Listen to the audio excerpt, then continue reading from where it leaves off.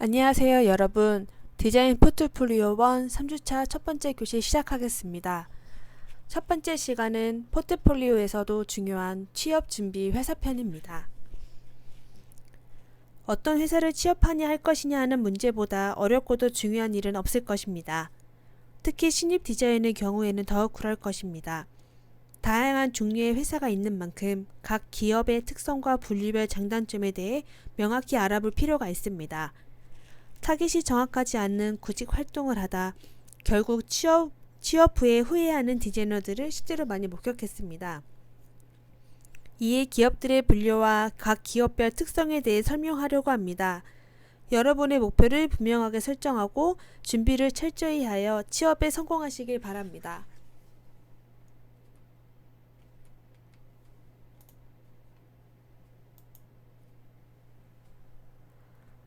최근 디자이너가 없을 기업이 없을 정도로 디자이너는 유명한 직종으로 떠오르고 있습니다. 그만큼 현대사회에서 디자인의 가치와 인식이 높아진 것이니 반가운 일이 아닐 수 없습니다. 그러나 선택의 폭이 넓어지면 선택의 어려움이 따르기 마련입니다. 방대한 기업군 중에도 자신의 미래 설계와 적성과 능력에 맞추어 나에게 맞는 회사를 찾는 것이 무엇보다 중요해졌습니다. 그러나 안타깝게도 대다수의 디자이너들이 기업의 분류와 특징조차 파악하지 못하고 막무가내로 구직 활동에 나서는 경우가 많습니다. 어렵고 장황한 설명보다는 큰 범위로 기업의 분류와 특징을 정리해 모았습니다. 다른 분야도 마찬가지겠지만 절대적인 기준은 없습니다. 관습적이고 범용적이며 일부분은 개인적인 판단에 의해 작성된 부분도 있습니다. 따라서 여러분이 지원하고자 하는 기업에 대한 조사는 스스로 더 철저히 해보셔야 합니다.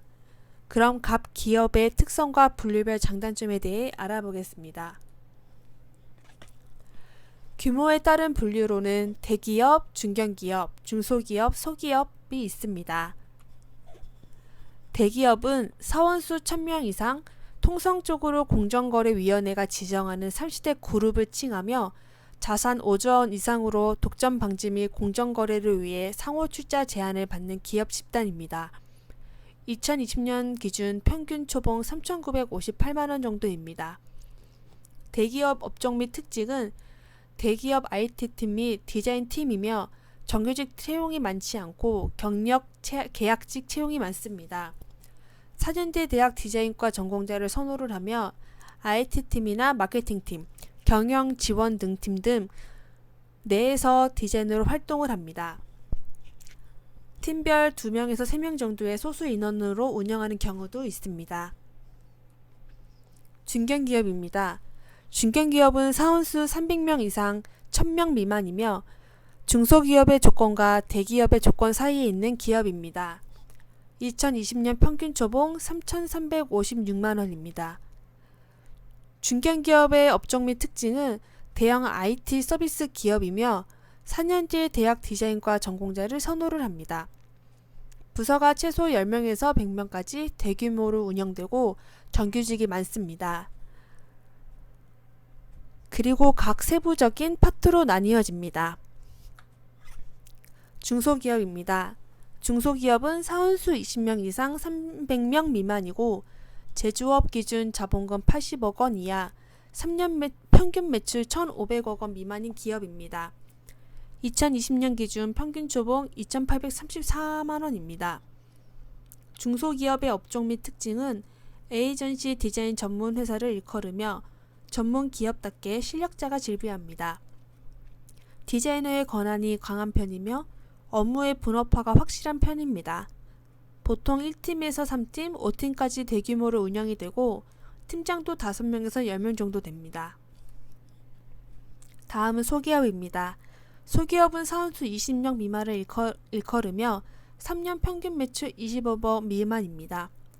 소기업의 업종 및 특징은 소규모 에이전시 및 디자인 스튜디오를 칭하며 다방면에 능하여 멀티가 가능한 디자이너가 대우를 받습니다. 학벌과 전공보다는 실력을 우선으로 평가합니다. 회사의 관리팀을 제외하고 거의 대부분 디자이너로 구성되어 있습니다. 관리자 및 마케팅의 권한이 강하며 팀장급이 되면 회사 운영 관리에 참여할 기회가 생깁니다. 일반 디자인 회사와 디자인 에이전시에 대해서 설명을 드리겠습니다. 일반 회사는 인하우스 디자인이라고 하며 기업에서 부서나 팀에 소속되어 담당 분야에 관련된 업무를 수행하는 디자이너를 말합니다. 새로운 상품을 출시하기까지 세부적으로 각 파트마다 전문 분야가 나뉘어져 수행을 합니다.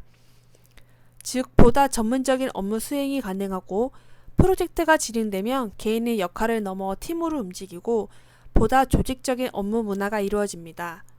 또한 에이전시나 스튜디오와의 파트너십을 통한 프로젝트를 진행이 이루어지는 경우도 많은데 그러한 경우에는 직접적인 디자인 참여보다는 디자인 작업 진행에 관한 매니저의 역할과 검안, 에이전시나 스튜디오와의 커뮤니케이션을 통한 프로젝트 진행에 포커스가 맞춰지게 됩니다.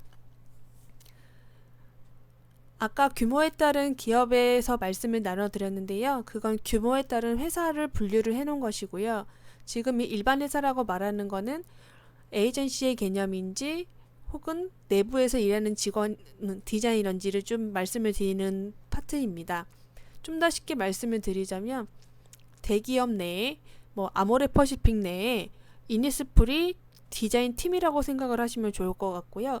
화장품이 매 시즌마다 새로운 새 상품이 나왔을 때면 각 파트마다 개인의 역할을 넘어서 팀으로 어떤 친구들은 그래픽 디자인을 맡고 어떤 친구는 패키지 그리고 어떤 부분에서는 홍보, 전체적인 브랜딩, 시리즈물을 기획을 하는 팀들도 있을 거고요.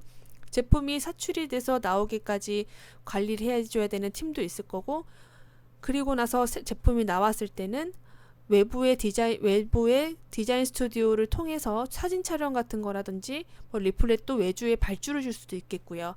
좀 이렇게 설명을 들으면 인하우스 디자이너라는 개념이 조금 쉬우실 거라 생각이 듭니다. 디자인 에이전시인데요. 디자인 에이전시는 보통 기업에서 의뢰하는 상품 개발 및 리뉴얼 프로젝트 등의 사례 연구, 선행 디자인 연구, 시제품 개발, 제작 등의 일을 수행하는 디자인 전문 회사를 일컫습니다. 대체로 조직 규모가 작고 소규모 단위로 프로젝트를 진행을 하며 프로젝트 진행 기간이 보통 3개월 정도로 빠르게 진행됩니다. 최근 에이전시는 기업과의 파트너십 또는 콜라보레이션 개념의 상품 디자인 개발 및 자체 브랜드를 출시를 하고 있습니다. 불특정 다수로부터 자금을 모아 개발을 진행한 형태의 크라우드 펀딩 또는 소셜 펀드를 이용한 개발이 이루어지고 있습니다. 이를 통해 하도급 방식의 형태의 디자인 업무에서 벗어나 개발, 생산, 보급, 유통에 걸쳐 그 영역이 넓어지고 이에 따른 전반적인 경험을 할 수 있으며 그만큼의 역량을 쌓을 수도 있습니다. 아까 아모레퍼시픽 예를 좀 드렸는데요. 거기 이니스프리의 새 상품이 나와서 그거에 대한 리플렛이라든지 패키지 같은 것들을 내부에서 인하우스 디자이너들이 진행을 할 수도 있지만 전체적인 시리즈물과 통틀어 광고에 대한 범위, 광고의 방향성, 그리고 매장의 POP에 대한 가이드를 디자인 에이전시에다가 맡기는 경우도 많습니다. 그래서 여기 나와 있는 대로 보통 기업에서 의뢰하는 상품 개발 및 리뉴얼 프로젝트 등의 사례를 연구해서 이런 것들이 어떻습니까? 라고 제안을 드리는 방식이고요. 보통 말한 대로 3개월 정도 장기간에 걸쳐서 또 5개월 정도까지도 진행되는 경우도 있습니다. 그리고 요즘에는 좀 이제 화장품이랑은 좀 다른 형태인데 요새 고양이 물 주는 기계도 보셨을 거라 생각이 들어요. 예를 들어 고양이 그런 동물에 관련된 제품의 유명한 브랜드의 제품을 공장에서 대신 만들어줬었다면 요즘에 공장 자체 내에서도 새로운 브랜드라는 거를 만들어 납품하는 형태가 아닌 본인들이 클라우드형 펀딩 또는 소셜 펀딩을 통해서 개발을 통해서 그렇게 새로운 브랜드를 다시 한번 내는 경우들이 있습니다. 그래서 같은 제품 디자인이지만 A사의 이름을 따서 나온 것들도 있고 약간의 변형을 통한 자체 그 개발했던 디자인 회사의 이름에 상품명을 내걸어서 나오는 경우도 있습니다. 일반 회사와 디자인 에이전시에 대해서 설명을 좀 드릴게요. 아까 계속 앞에서 말씀드린 대로 일반 회사와 디자인 에이전시에 대해서 설명을 드렸고요. 내가 어떤 회사를 가야 될지, 어떤 회사가 나와 좀 방향이 맞는지, 나의 성향은 어떤지에 대한 것들을 파악을 해볼 때 지금 제가 여기 적어드린 것들을 보면은 조금 파악을 하시기 쉬울 거라 생각이 듭니다. 내가 일반 회사가 더 잘 맞는다라고 할 수 있는 경우들을 좀 적어보았는데요. 뭐 이건 우스갯소리로 보너스나 명절 상여금을 받고 싶은 경우라고 적어드렸긴 했어요. 사실 뭐 디자인 에이전시도 이런 부분을 챙겨주는 경우도 많지만 일반 회사에서 뭐 대기업이나 중견기업 같은 경우에는 뭐 이런 보너스나 명절 상여금 이런 것들이 조금 더 체계화적으로 좀 잘 되어 있는 경우가 많죠. 육아휴직 같은 것들도 마찬가지고요. 그리고 이직 고민 없이 한 직장에 오래 다니고 싶은 경우고요.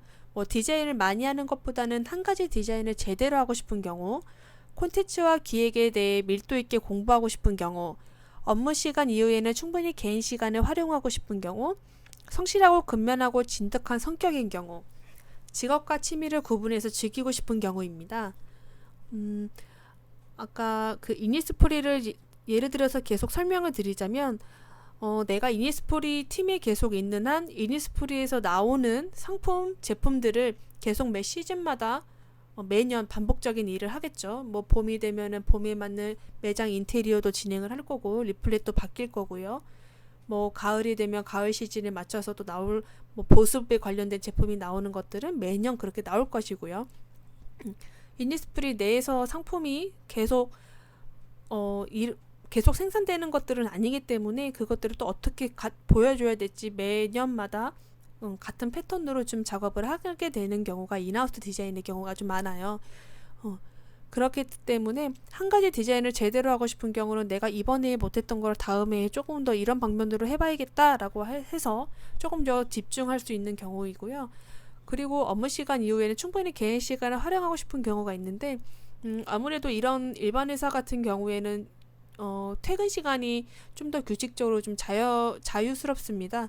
그래서 여러분들이 취미 활동을 하거나 뭐 하는 것들이 좀 더 나한테 좀 강한 친구라면은 그런 인하우스 디자인 회사의 경우가 좀 더 맞을 거라고 생각이 듭니다.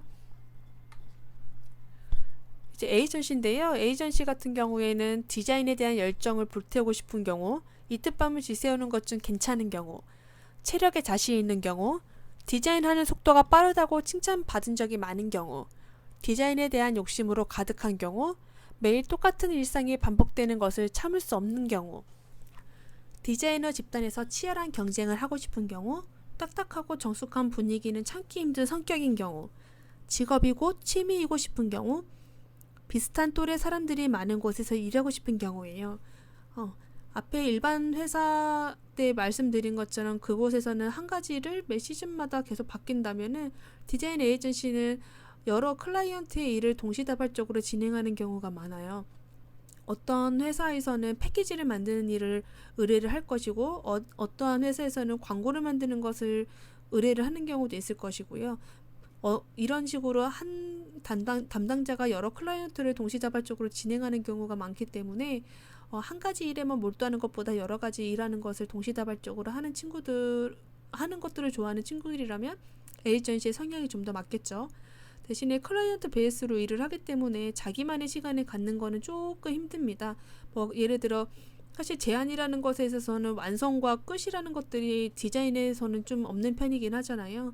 그렇기 때문에 내가 금요일까지 제안서를 보내야 된다라고 했을 경우에는 그 제안서가 그래도 어느 정도까지 완성되기까지 좀 시간이 정확하지 않기 때문에 좀 야근이 많은 경우도 많고요. 뭐 클라이언트에 보내고 나서 이 방향이 아닙니다. 혹은 이 디자인이 아닙니다. 라고 했을 경우에는 다시 제작을 해서 제안을 해야 되거나 하는 것들이 있기 때문에 좀 체력에도 자신이 있어야 되고 또 디자인의 속도가 좀 빨라야 됩니다. 그리고 뭐 같은 레퍼런스에 같은 디자인을 계속 제안하면은 안 되기 때문에 평소 내가 하고 싶었던 이런 디자인들이 좀 많았다. 또 내가 이러한 디자인을 하는 것을 좋아한다. 이렇게 욕심이 좀 많은 친구였으면 좋겠고요. 그리고 일반 회사와는 다르게 조금은 이제 규모가 작은 회사들도 많기 때문에 분위기는 조금 더 좀 자유롭습니다. 네, 그래서 꼭 직업이고 취미이고 싶은 경우, 그 다음에 아무래도 에이전시 같은 경우에는 나이 또래도 여러분들에서 크게 나이 차이 많이 나지 않는 친구들이 좀 많이 모이는 편이기 때문에 조금 더 활발한 분위기의 근무 환경이지 않을까 싶습니다.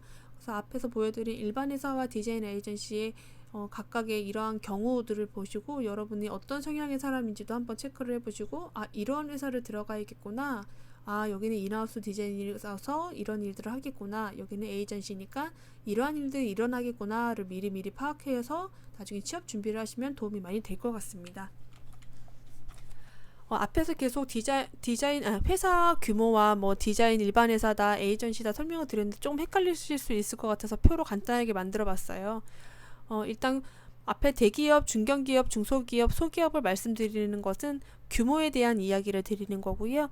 일단 일반 회사 같은 경우에는 인하우스 디자인이라고 생각을 하시면 될 것 같고, 대기업, 뭐 중견기업 등의 뭐 브랜드 전략팀, 브랜드 마케팅팀, 브랜드 디자인팀, 뭐 홍보팀 등이 있겠죠. 그 다음에 디자인 에이전시는 말 그대로 클라이언트의 일을 받아서 작업을 진행하는 곳이고요. 디자인 스튜디오는 디자인 에이전시와 좀 같은 개념의 그룹이기는 하지만 한두 명 정도의 개인 특성이 조금 드러나는 그런 디자인 스튜디오의 경우에는 클라이언트 일을 받기는 하지만 조금 더 디자인 스튜디오의 성향을 조금 존중해주는 편이기는 합니다. 그래서 디자인 스튜디오도 결국 디자인 에이전시지만 성향이 조금 다르다는 점, 그리고 일반 회사가 있다는 점, 이렇게 일반 회사와 디자인 에이전시 이렇게 두 가지로 조금 구분해서 기억을 하시면 좀 좋을 것 같습니다. 디자인 에이전시는 브랜딩과 패키지, 인쇄물 혹은 그 밖의 여러 형태의 커뮤니케이션 작업물을 제작을 합니다. 디자인 그룹, 컨설턴트, 에이전시 모두 우리가 읽고 만지고 사용하는 모든 것을 다룬다는 공통점은 있습니다. 여기서 좀 알아둬야 될 것들은요. 규모가 큰 디자인 에이전시에서 일한다는 것은 인지도 있는 클라이언트들과 함께 할 수 있다는 점이 있습니다. 안정적인 일반 회사보다는 큰 범주에서 생각하고 다른 여러 나라의 사무실을 두기도 합니다. 따라서 국제적인 프로젝트도 진행할 수도 있고 때로는 해외에서 일할 기회도 얻을 수 있습니다. 여기서 주의해야 될 거는 규모가 큰 회사가 클라이언트라고 해서 모든 작품의 퀄리티가 좋은 것은 아닙니다. 클라이언트만은 볼 것이 아니라 어떤 프로젝트를 진행했는지 확인하는 것이 매우 중요합니다. 예를 들어 내가 취업을 하고자 하는 회사의 클라이언트가 삼성과 뭐 LG다 뭐 이렇게 큰 우리가 알고 있는 큰 기업이 클라이언트로 있기는 하지만 그 안에서 봤더니 이렇게 가전제품 나오는 리플렛을 만든다든가 우리가 흔히 찌라시라고 하죠. 뭐 대리점에 납품하는 그런 홍보용 인쇄물만 만드는 그러한 프로젝트만 진행을 하고 있었다면 이곳은 과연 가도 될 곳인가? 라고 질문하셨을 때 저는 가지 말라고 말씀을 드리고 싶어요. 그래서 주의할 것을 보시면 규모가 큰 회사라고 해서 모든 그 회사가 좋은 것이 아니라 꼭 반드시 어떤 프로젝트를 진행했는지 확인하는 것이 꼭 중요합니다. 디자인 스튜디오는 대부분의 도심 스튜디오는 한 팀에 5명 미만을 고용하고 있는 소규모 사업장입니다. 소규모 사업종은 흥미로운 일을 할 기회를 얻고 경험을 쌓기 이상적인 곳입니다. 어떤 것이든 할 준비가 여러분 되어 있어야 되고요. 뭐 청소, 커피 타는 일부터 세밀한 타이포그래피 디자인 일까지 A to Z를 소화해낼 수 있어야 됩니다. 여기 뭐 청소와 커피를 제가 써놓기는 했는데요. 요새 누가 커피를 타라고는 하긴 하겠지만 뭐 5명 이상의 소규모 사업장이기 때문에 내 팀장님이 뭐 내 팀원의 누군가가 뭐 미팅을 하고 있다면 눈치껏 봐서 뭐 커피 음료수를 좀 내어드린다든지 미팅 전에 좀 청소를 한다든지 하는 일들을 좀 저는 적어 놓은 거고요. 또 디자인 스튜디오에서 내가 근무를 하기 때문에 단순히 내가 맡고 있는 패키지 타입만 작업을 하는 것이 아니라 처음부터 기획과 끝에 출판되고 인쇄가 되고 시제품으로 나오기까지 모든 것들을 내가 감독을 해야 돼요. 그렇기 때문에 A to Z를 모두 소화낼 수 있어야 되는 성향의 소유자여야 됩니다. 디자인 스튜디오도 알아둘 것이 있는데요. 의사소통과 협상의 기술은 소규모 작업 환경에서 더욱 빨리 배울 수 있습니다. 큰 규모의 에이전시를 옮기기 전에 작은 스튜디오에서 그래픽 디자인 전문 용어도 배우며 경험을 쌓기 매우 좋습니다. 여러분 방학 중에 인턴십으로 경험을 쌓아보는 것도 되게 좋을 것 같고요. 사무실 분위기가 조금 더 편합니다. 그리고 작은 스튜디오라면 단 한 개만 만들어내는 프로젝트를 진행할 수도 있어요. 뭐 예를 들어 클라이언트가 내가 이번에 귀빈 대상으로 하는 어느 나라의 기빈 대상으로 하는 기념품을 만들고 싶습니다. 이거에 대한 샘플 제작을 의뢰합니다 하는 프로젝트가 진행될 수도 있어요. 그러면 여러분이 디자인을 갖고 있는 전문 지식으로 해서 어떠한 주류에 어떠한 폰트에 어떠한 제품을 어떠한 박스에 패키지에 패킹을 해서 주는 것이 좋겠구나 제안을 해드리는 거고, 그거에 대한 샘플을 진행할 수도 있겠죠. 그래서 단 한 개만 만들어내는 프로젝트를 진행을 할 수도 있는 거고요. 스튜디오를 세상에 새로운 것을 내놓을 수 있는 특별한 디자이너를 기대를 합니다. 일반적인 회사의 디자이너들보다는 디자인 스튜디오에 의뢰를 할 때는 기본 봐왔던 것들 말고 이 디자인 스튜디오만의 성격을 갖고 있는 그러한 작품, 프로젝트의 성과물을 좀 기대를 하는 편이겠죠. 그렇기 때문에 여기서 일하는 디자이너들에게도 조금 더 특별한 생각을 할 줄 아는 친구, 요즘의 트렌드를 빨리 읽어내고 재밌는 것들을 제안할 수 있는 친구들을 좀 더 좋아합니다. 그리고 121의 디자인 스튜디오가 있어요. 이거는 앞에 5명의 디자인 스튜디오와 크게 다를 바는 없지만요. 한두 명의 주 디자이너가 이름을 내걸고 운영하는 경우가 많으면 그만큼 주 디자이너의 디자인 스타일이 묻어나는 작업을 주로 이룹니다. 기업과의 콜라보레이션이 이루어지기도 하고, 기업의 새로운 디자인 론칭 시 전체 라인의 크리에이티브 방향을 제시하는 역할도 합니다. 스튜디오 디자인 스타일은 클라이언트가 원하는 방향에 맞추기보다 그 스튜디오가 가지고 있는 스타일을 원해서 클라이언트로부터 협업을 제안받는 경우가 많습니다. 따라서 주 디자인의 성향과 여러분의 디자인 관점 및 스타일이 일치되었을 때 시너지를 발생할 수 있습니다. 기업에 지원할 때 기업 문화를 파악하고 지원하는 것처럼 스튜디오는 주 디자이너들의 스타일과 성향을 파악하는 것이 필수입니다. 지금 제가 이번 교시에서 배경화면을 보라색으로 이렇게 해놨어요. 이렇게 보라색만 보고 나니까 제가 마켓컬리라는 거가 이제 생각이 나는데요.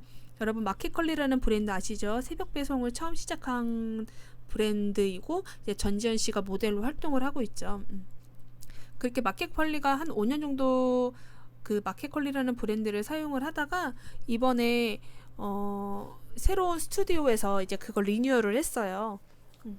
그 스튜디오 이름이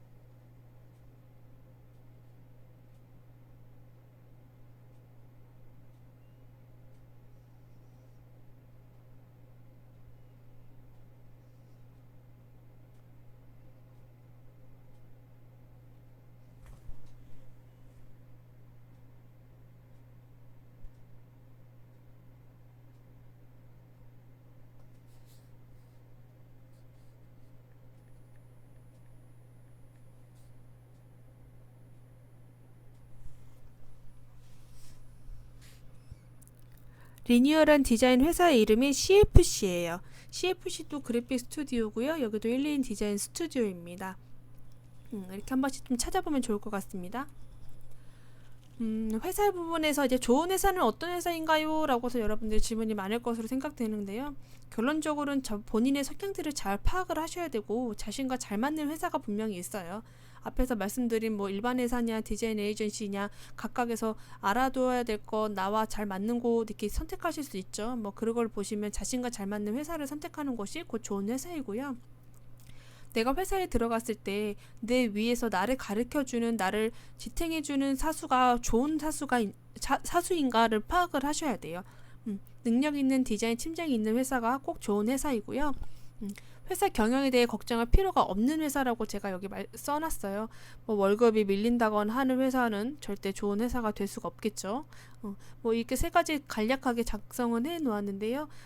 가장 중요한 건 자신과 잘 맞는 회사. 본인이 다니는데 스트레스를 받고 다니면 안 되겠죠.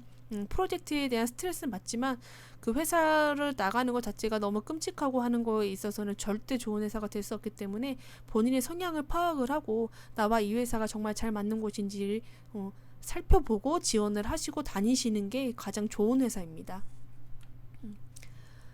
이번 교시에 퀴즈를 내드릴게요. 퀴즈라기보다는 여러분들이 조금 본인에 대해서 좀 생각을 할 수 있게끔 하는 시간을 좀 마련해 보는데요. 여러분의 성향은 어떠신가요? 인하우스 디자이너 되는 게 좋으신가요? 에이전트 디자이너가 맞으시는가요? 여러분의 성향을 파악하여 어떤 회사, 어떤 분야의 디자이너가 되고 싶은지 간략하게 작성해 주세요가 이번 시간의 퀴즈입니다. 사이버 게시판에 보시면 시험란이 있어요. 시험란에 이번 교시에 대한 여러분의 생각을 여러분이 스스로 생각을 해보시고 나는 어떠한 성향의 사람이구나를 먼저 파악을 해보셔서 저는 이런 회사를 좀 꿈꿔왔고 인하우스 디자이너가 맞는 것 같습니다. 저는 동시자발적으로 여러가지 좀 재밌는 일들을 많이 부딪히며 사는 것들을 좋아합니다. 저는 에이전시 디자이너가 되는 것을 좀 꿈꿔봅니다. 라는 이러한 내용들을 작성해 주시면 되고요. 또 궁금하신 거 있으면 같이 작성해 주시면 제가 확인하는 대로 답변을 해드리도록 하겠습니다. 다음 교시에서는 취업준비 면접에 대해서 수업을 진행하겠습니다. 이번 교시도 여러분 수고 많으셨습니다. 다음 교시에 뵙겠습니다.